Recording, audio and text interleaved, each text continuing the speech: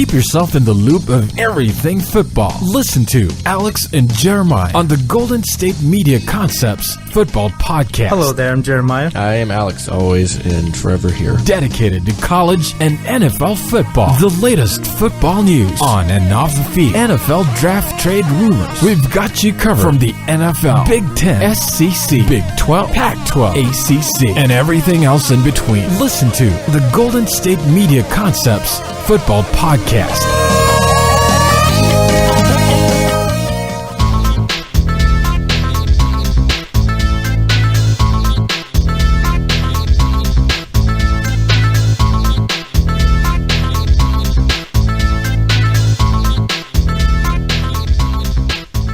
And welcome to the Golden State Media Concepts Football Podcast, where we discuss the latest news, rumors, and games of the NFL and college football. From the latest signings through breakout stars and all the news in between, as always, I'm Jeremiah. And I am Alex. Hello and welcome. Welcome to the show. On a wonderful Tuesday, the last Tuesday of November. Yes, we got the show going up on a Tuesday. Oh my lord, you nailed it. Good job. Yeah, I had to get that reference in there. That wasn't bad. Yeah. Normally you don't get to get the reference up, so that's pretty good. Mm-hmm. Yo, thank you. You're welcome. What are we talking about today? We're going to talk about last night's game between the Green Bay Packers and the Philadelphia Eagles. And I made the right pick. You did. I did. And I knew it. I knew I was right. Yes. And we're also going to be talking about a little bit of college football. We're going to discuss like the teams who we think are going to be in the top four in tonight's college football playoff rankings. You can go a variety of ways. We're going to talk about who we think are the four teams heading to championship weekend, and as well as MVP talk in the NFL. Mm-hmm. Now, who we think are the top MVP candidates so far. We're like week 13. Well, heading to week 13. Heading to week 13. And I think it's time to finally say who we think are the MVP candidates. And I got about a couple people. Yeah, I got in there. But I think it's going to be between two players. I say they don't tell their names. I think it's going to be between two players, and we'll discuss that later. But anyway, let's begin with the Monday night. Yeah, so let's start with Monday Night Football. So the Philadelphia Eagles hosted the Green Bay Packers, and the visiting team won this one 27-13 in favor of Gang Green there in Green Bay Packers. So Green Bay Packers 27-13 over the Eagles. They moved to 5-6 on the year. Philadelphia drops to 5-6 after a strong start and their first loss at home, as a matter of fact. Aaron Rodgers, 30 for 39, 313 yards, 2 touchdowns, both going to Devontae Adams. So if you had him in fantasy, you did a pretty good job this week because he had 113 yards and those 2 touchdowns. 5 receptions on 6 targets, so pretty efficient for him. Yeah, 1 50-yard reception. Mm-hmm. Nice and long. That was a good one, too. Nice and long, yeah. And then Jordy Nelson had 91 yards receiving on 8 receptions, kind of his go-to guy on a lot of those third downs, I would say. We look over to the Eagles. Carson Wentz, not a great day, 24 for 36, 254 yards. He had an interception. He did have 1 touchdown on the ground, though. On 4 carries, adding 33 yards to those numbers and the 1 touchdown, of course. But he was sacked for 43 minus yards. 4 times, 43 yards. That's pretty bad. He was averaging a pretty solid amount in terms of yards per pass. But this offense was really struggling. I made my point that I thought the running game would help and that the pass rush of the Eagles would get to Rodgers, but it really was the exact opposite. As he wasn't sacked once, and then the 4 times for Wentz there. Neither of these teams really had significant running games. They were leading rusher for the Packers, James Stark, 17 for 41. Leading rusher for Philadelphia, Wendell Smallwood, 9 for 37. Now, what's, I guess, impressive and at the same time very much so not impressive is the Packers got their first rushing touchdown. Of the year. that by a running back. That wasn't exactly. That wasn't by Aaron Rodgers. And funny enough, it wasn't even a running back, it was a fullback. Yeah. A fullback that haven't even got a lot of carries this year. Mainly he started getting some more when there was the kind of committee, Don Jackson, him, Ty Montgomery, when it was more the committee. He was getting some carries, but last night he logged 3 carries for 1 yard and 1 touchdown. The guy's a huge man, though. They lost John Kuhn, but they kept the size. Well, they let John Kuhn go. They wanted to get younger at that position. And I mean, they did. The guy's a monster. Have you seen his beard? I think it's huge. I don't even know how he fits his face mask on. And of course, we're talking about Rikowski of the Green Bay Packers. We never said his. We never said his name. I said Rikowski. Oh, you did? Okay. Yeah. I didn't hear you. I did. It's okay. Darren Sproles not a great day rushing 3 for 6, but he did add some big catches in the receiving game, 5 for 48. He had one big one that was negated by a Dorial Green Beckham pass interference. He knows a screen he blocked before the ball was released. That's actually one of the only rules in screens is that don't block before the ball is thrown. Otherwise, pass interference, Speaking of Dorial Green Beckham, he was their leading receiver, 6 for 82. But this offense is just, it was very up and down. You had a pick from Wentz. It looked like he was hit after a throw. Pretty nice stick hit, they got him good. I think it was Mike Daniels. And he overthrew a receiver the next play, maybe because of that hit. It wasn't his ribs. Clinton Dix picked that one off, ran it back for not necessarily far, but about 12 yards. But the big thing here in this game is you look at the stats, and I said the reason I thought the game would go the Eagles' way is their defense. But it really was the exact opposite. We see the Packers, they were 10 for 14 on third down, as opposed to the Eagles 5 for 11. They were outgained by almost, just under 100 yards. They beat them by a total of 9 total plays. And then don't even get me started on the possession. They have a whole 11 minutes more, mainly because they held the ball for most of the fourth quarter. The Eagles were averaging 5.3 yards a pass. All the sacks, like I mentioned, yards per play, they were only averaging about 5 even.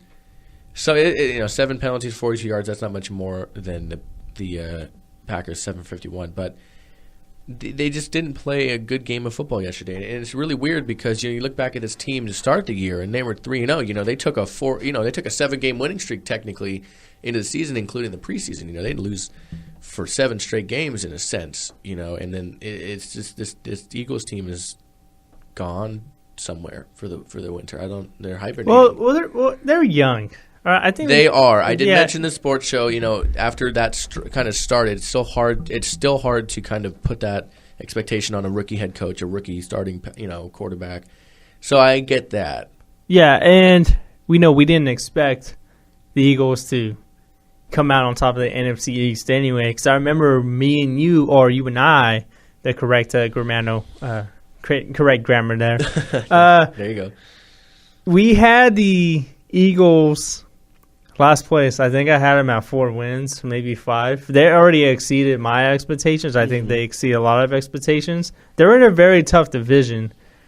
And I think, if they would have won this game, I would have said, okay, they still have a legit shot at the playoffs because, that 6th spot. It's up and down. It's up and down. Yeah.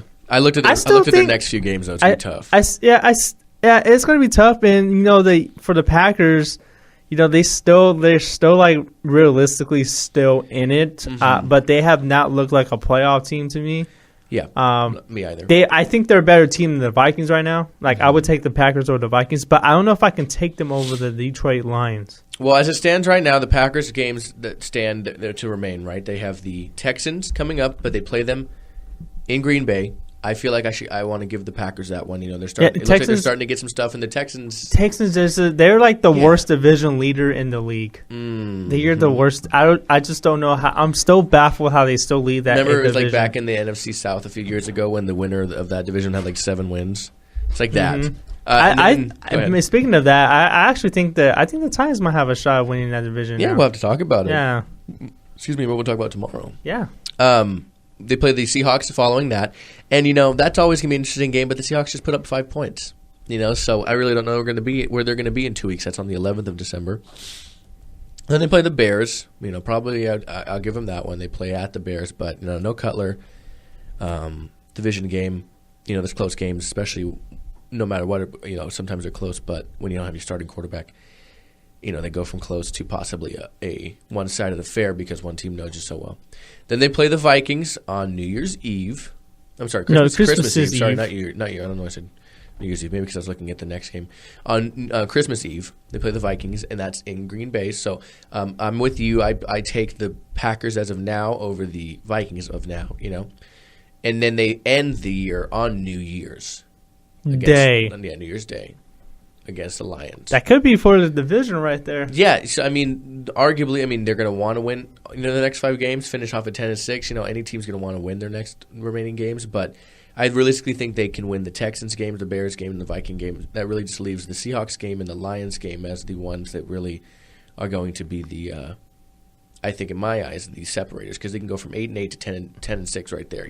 And they play the Seahawks at Lambeau Field. Yes, they get the Seahawks. So there you go. Yeah. They got that. If that game was going to be at CenturyLink Field, then you would have to forget about it. Yeah, especially this season too, is the Seahawks are such a different team at home than they are on the road, as you saw in Tampa Bay on Sunday. So it's really weird in that sense. But yeah, that's going to be an interesting game to say the least. And then now we look down to the Eagles' remaining schedule. They sit in 4th place, just a game behind Washington. 2 games, technically speaking, behind Washington, at 5-6, behind them at 6-4. But you look at their remaining schedule; they have the Bengals this week. They, upcoming on the 11th, so not. On the 4th, so not, right away. But they have on the 4th. So you have the Bengals, right, and that's in Cincinnati. Unfortunately, they're kind of looking like this is the season that they're going to have. They're 3-6-1. It looks like that's going to be it. Not literally, but it doesn't look like they're really going to go anywhere. So the Bengals, that can be a win for them. Then they have the Redskins, who are playing very good ball, and that's a game they need to win because they're directly ahead of them. They have the Ravens the next week. The Ravens obviously are in first place at AFC North via tiebreaker with the Steelers. They have the Giants, who are in second place in this division, and a good team. We're going to see what they look like in the next coming week because they're going to play some solid teams. And then they end the year off with as of right now, the 10-1 Cowboys. So that's a tough stretch. Even the Cincinnati game is going to be tough. Exactly. Yeah, Cincinnati is still a good team. So you have not necessarily 5 playoff contenders, but you have literally 4 in your last week, and the Bengals, who aren't exactly a pushover 3-6-1 team, but they're not great, but they can still win some games. So it's really going to be an interesting stretch for the Eagles. They're just not the same team as they started. They're just not. And yes, it's a young team. Injuries, you lost Lane Johnson, rookie head coach. I think he's doing a good job, but I'm not blaming them as the reason as to why they're losing. But there's a reason as to why they had this flip. So it's interesting to see moving on exactly where they go with this, because this is one of the hardest stretches, I think, upcoming. Well, just look at the teams they lost to. These are all legit playoff teams, including the Packers. I do think Packers are talented enough to be a playoff team, but it's going to be tough for them to make it. But look at their losses. They lost to the Lions by 1 point, the Redskins by 7, Cowboys by 6. Good teams. The Giants by 5. Close. The Seahawks by 11. Yeah, that was a tricky game. And then last night they lost by 2 scores. That's probably the most flat they looked all year, to be honest with you. I haven't seen the Eagles come out flat since. Yeah, I haven't seen them come out flat a lot this year. This game was never really in doubt for the Packers. It was when it was 10-6 or whatever, or 10-7 or whatever, and then 17. It was close, but the Packers were never I never sat there like, oh no, they're going to lose this one. I thought it was pretty much in hand for the most. It was 7-7 at the end of the first. It was 14-10 at the end of the second.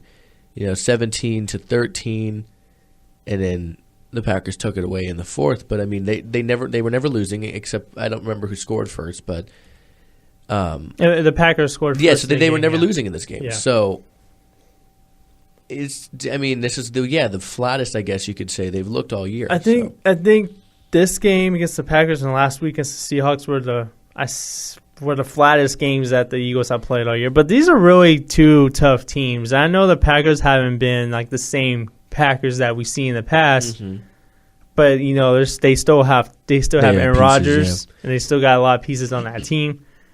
The Seahawks, they're playing at Seattle, so I never gave them a shot in that game anyway.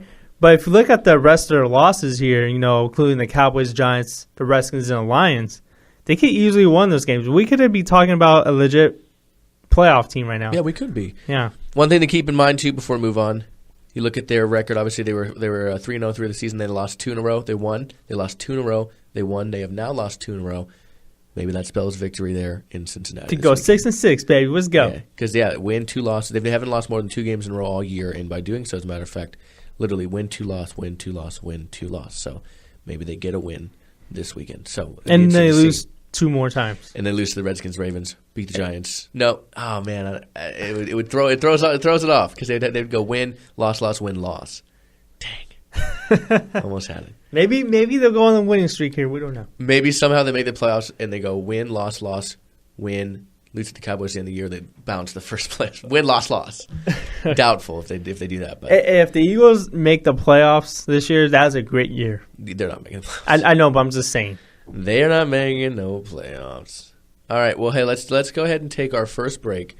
We're going to come back and we're going to talk some college football here in just a minute at the Golden State Media Concepts Football Podcast. Tired of searching the vast jungle of podcasts? Now listen close and hear this out. There's a podcast network that covers just about everything that you've been searching. Hey! The Golden State Media Concepts Podcast Network is here. Nothing less than a podcast bliss with endless hours of podcast coverage. From news, sports, music, fashion, cooking, entertainment, fantasy, football, and so much more. So stop lurking around and go straight out to the Golden State Media Concepts Podcast Network. Guaranteed to fill that podcast itch. Whatever it may be. Visit us at www.gsmcpodcast.com. Follow us on Facebook and Twitter, and download us on iTunes, SoundCloud, and Google Play.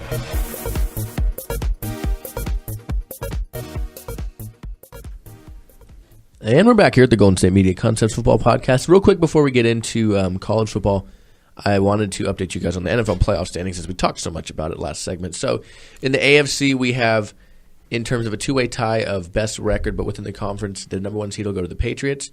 They're sitting at 9-2, 7-1 within their conference. So they would be the number one seed, and the Oakland Raiders, 6-1 in their conference, and 9-2 on the year, will be the number two seed. So they're the ones that get the week bye, that first week bye. And then as of right now, the Ravens, via tiebreaker with the Steelers, are sitting at 6-5. They have the third seed, followed by the Houston Texans, the AFC South champ.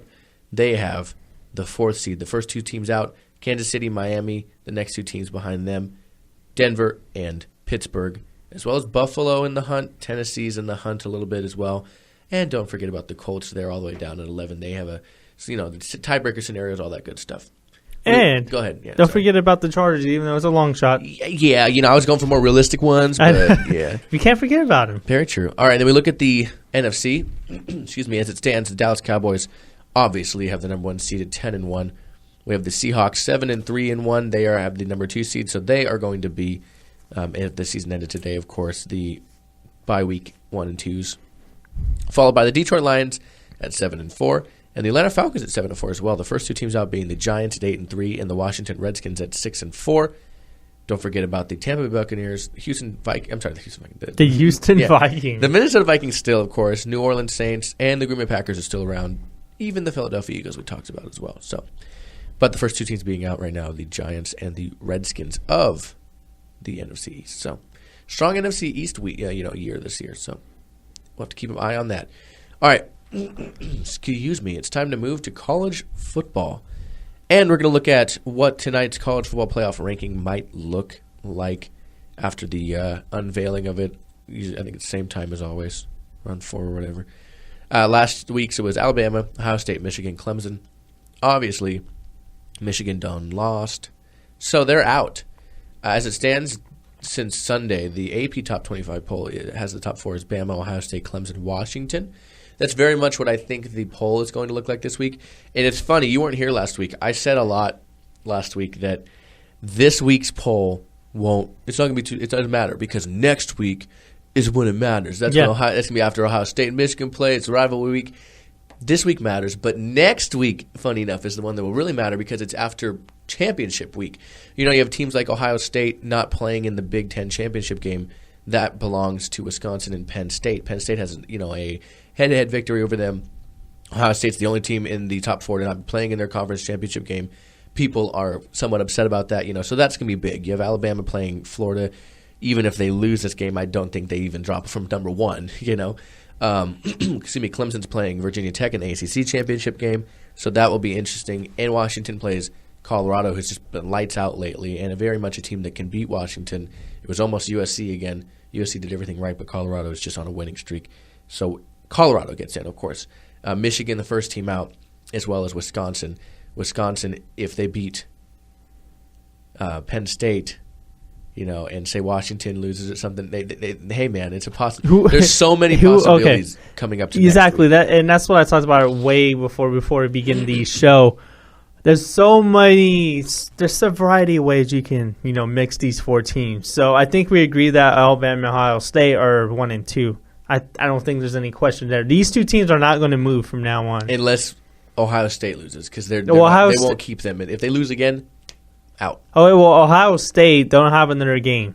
Remember that. They're not in the conference championship, so they're pretty much done until the playoffs. Oh, you're right. Yeah. You're right. So Ohio State's obviously then. Ohio State's going to, you just said it, they're not in the conference championship, so they're going to stay there. Alabama, realistically, Florida probably has no shot. I don't think they'd have any shot of beating Alabama. No. Doubtful. I mean, Clemson. Every year Alabama's in the SEC championship. Clemson, they just have to throw somebody in there. I'm actually worried about Clemson there against Virginia Tech, because we've seen some good things from Virginia Tech throughout this entire year. Virginia Tech has been really inconsistent, but if Clemson happens to come out flat, which they have a couple of games this year, I think if they happen to lose by Virginia Tech, I think they're out. I think they realistically they can be out. Yeah. And if Washington somehow comes out flat against Colorado, which I don't think it will happen, I really do think Washington is a legit playoff team. I would love for Colorado to be Washington. I know you would, especially you Washington State. But Cougar. I don't know what I'd like more. If Washington was to lose to Colorado, if they stayed at number 4 and just got smoked by Bama or something. I don't know what I would enjoy more. So if Washington loses that Pac-12 championship game, they're probably out. So that leaves possibly for one of the competitors from the Big Ten championship to enter the playoff race, Penn State or Wisconsin. I would have to go with Penn State on that. Penn State just looks like the more dangerous team. Wisconsin is more the defensive team. Yeah. But Penn State can put up some points on the board. And we've seen how they play throughout the whole entire year. Wisconsin, their only 2 losses, I think it's to Ohio State and Michigan.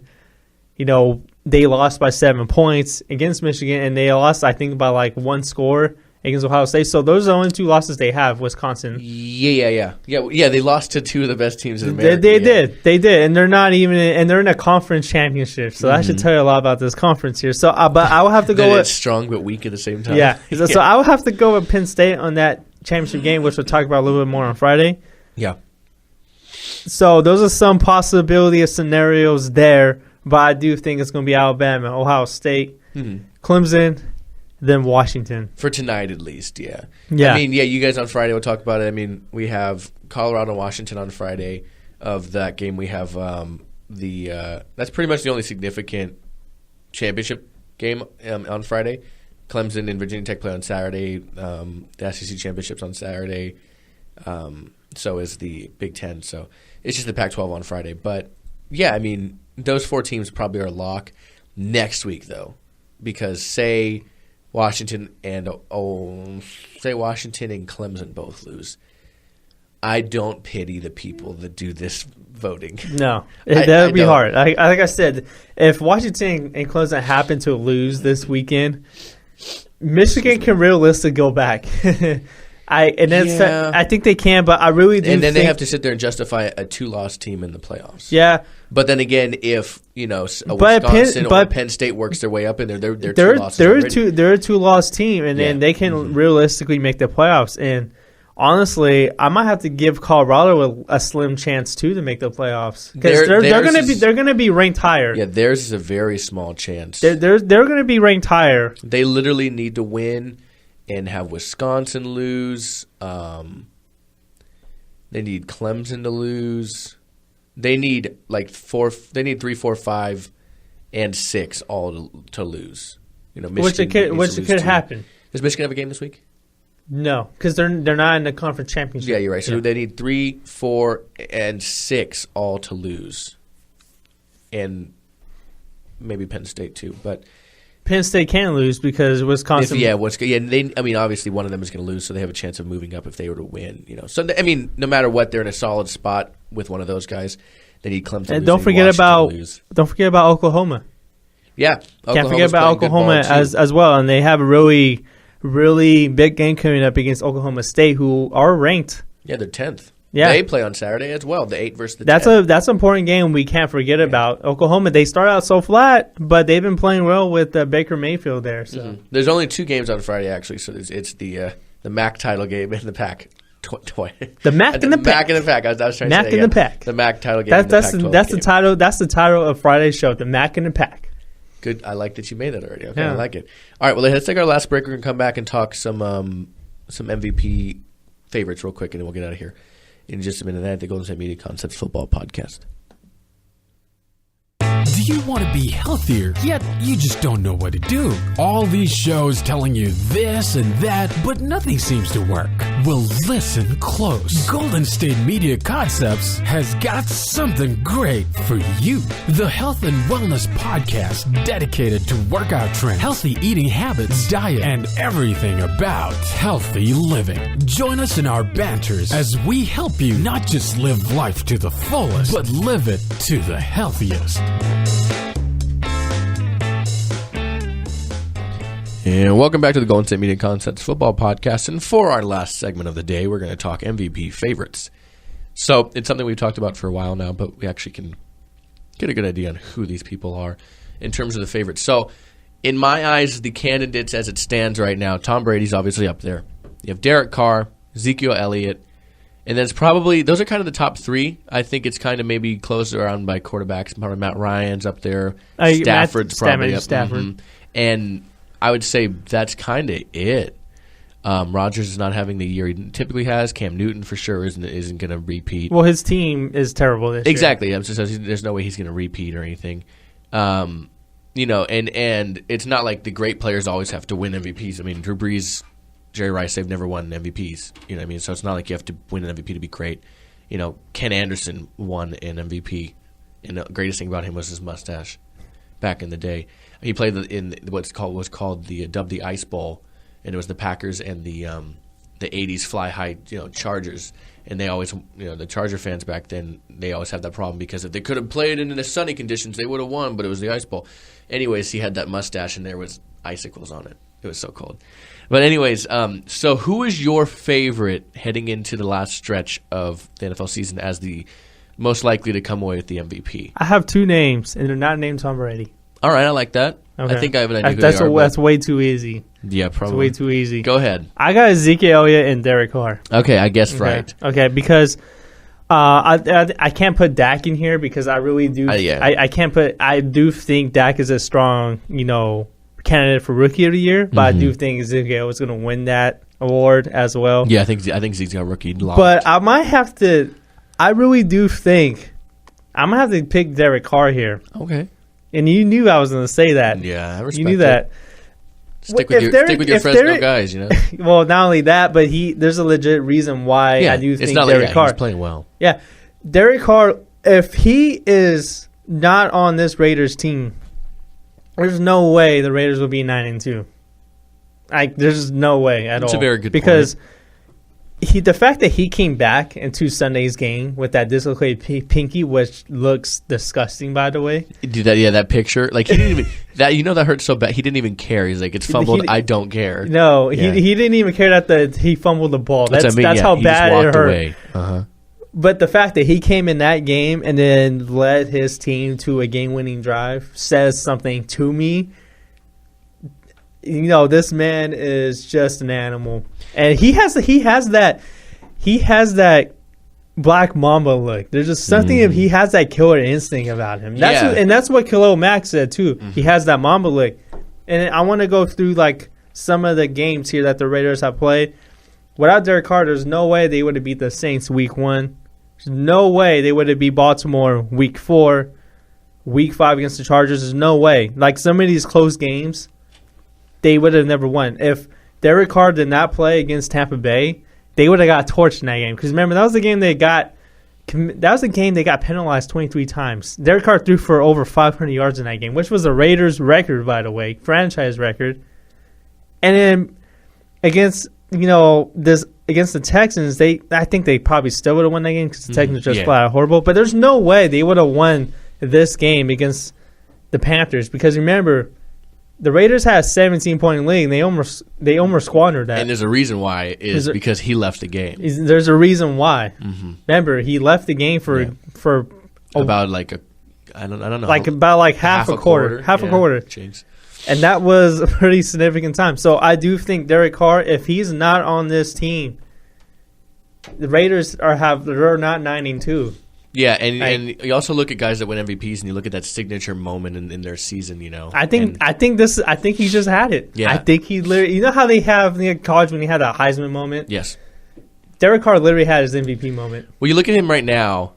He's obviously the best quarterback they've had since Rich Gannon, who won an MVP. Obviously, who was a great quarterback. He would have had He would have had an even long career if he didn't have to get hurt like the year after. Yeah, he was already a little older then too. But yeah, as it stands right now, Derek Carr is on pace for 4,500 yards, 32 touchdowns in a campaign so far this year that's featuring career highs in completion percentage, quarterback rating, and yards per attempt, along with his lowest interception ratio in his 3 years in the league. And not to mention, like you said, he's got him right up there in the running. They could be the number seed. They could be the number one seed, and something I want to point out: every game this year, Derek Carr has not gone under 60% in completion percentage. Yeah, the guy's playing his lowest completion percentage was 60 against Tennessee, and that was week 3. We're heading to week 13. He's one of my favorite quarterbacks from that draft for sure. I just seriously thought he was the best quarterback in that draft, but the fact that he went to Fresno State, I knew he was going to drop because of that. Mm-hmm. I just felt like he was just more of a fit of a franchise guy. Like I knew he was going to be good, but I knew it was going to take him a while to be good because of the team he's going to, the college, the scheme, just into a pro game. Now we're finally seeing it. He's finally see the full development now, and I think he can get even better, which is scary. Well, I mean, look at him right now. I mean, he's got 115 yards over 3,000. He's got 22 touchdowns, only 5 interceptions.